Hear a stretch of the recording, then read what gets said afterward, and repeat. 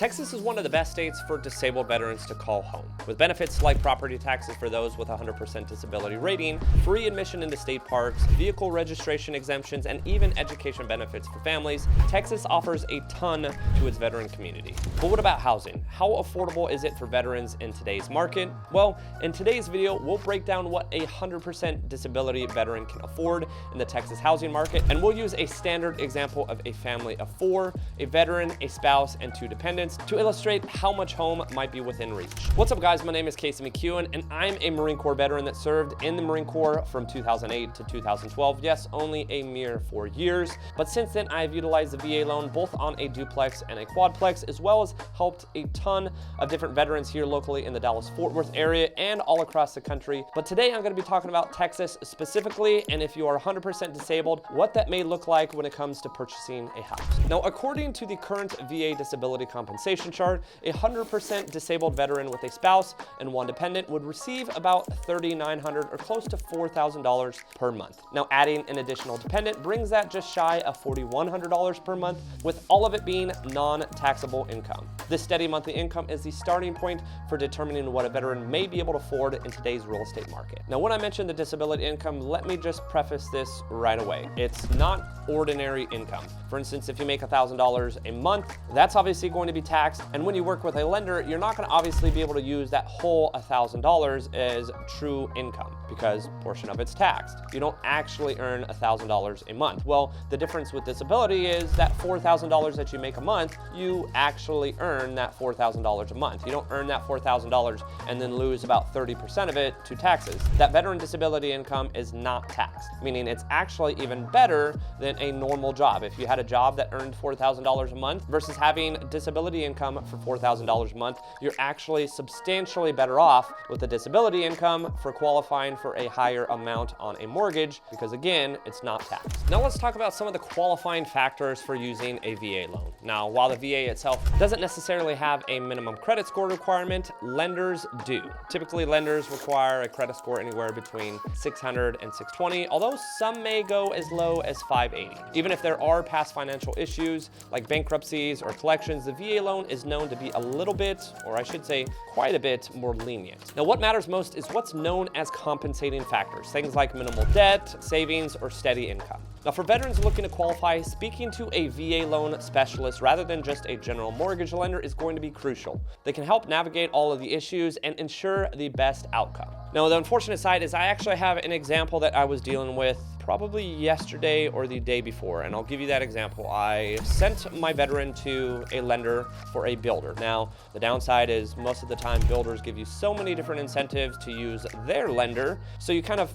are obligated to use their lender. So I sent my veteran to their lender, got him pre-approved for $400,000. Well, the issue is we moved over to another neighboring community about 30 minutes away, still the same builder, and they pursued a different house at that location, but they knew they were pre-approved for $400,000. So I got them with a new lender at that particular community. Again, same builder, same mortgage company, and that lender actually pre-approved them not for $400,000, but for $340,000. Meaning that home that they pursued at that second location, they could no longer even pursue because they weren't pre-qualified for $400,000, they were pre-qualified for really only $340,000. And that was large in part because that first lender didn't really know what he was doing. So as far as working with a lender that is actually familiar with the VA loan and all of the VA guidelines, that's my biggest suggestion here for you. Work with a realtor that understands VA loans and also work with a lender that does as well too.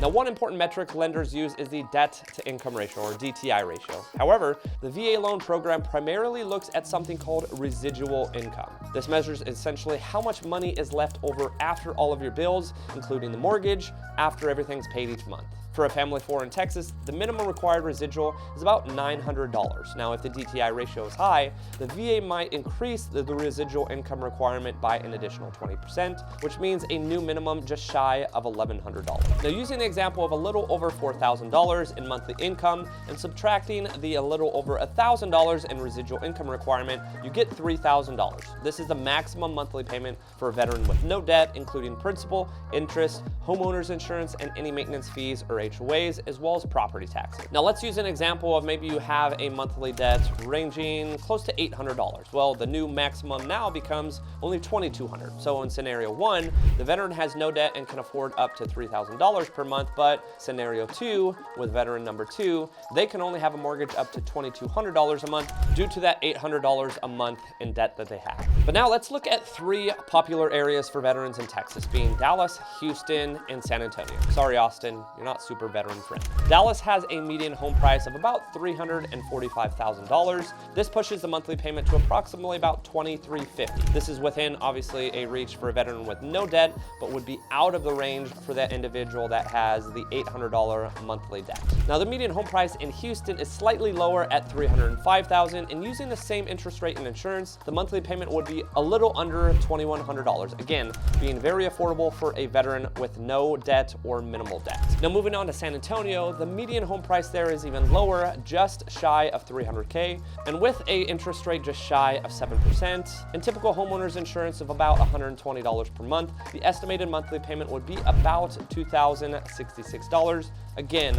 making it affordable for both scenarios. Now, while these numbers show what's possible, keep in mind that each situation is unique. A veteran with more debt or specific financial constraints may need to adjust their expectations or look at lower price points. Now, Texas is a great place for veterans looking to establish a home. The key is connecting with professionals who understand the VA loan process and can guide you based on your unique circumstances. Now, if you found this video helpful, give it a like, share it with another veteran, and subscribe for more content on veteran benefits. Also, let me know what kind of topics you guys would like me to cover next. Truly, this channel is for all things veterans, whether or not you're an individual looking at joining the military, whether or not you're an active duty personnel, or someone that just got out, or someone that's been retired for 40 or 50 years. My intent with this channel is to educate you guys, partially because I used to be an educator myself, but just to give back to the veteran community as much as I can. Thanks again for watching, guys. Make sure to like and subscribe. It really does help, and stay tuned for the next video.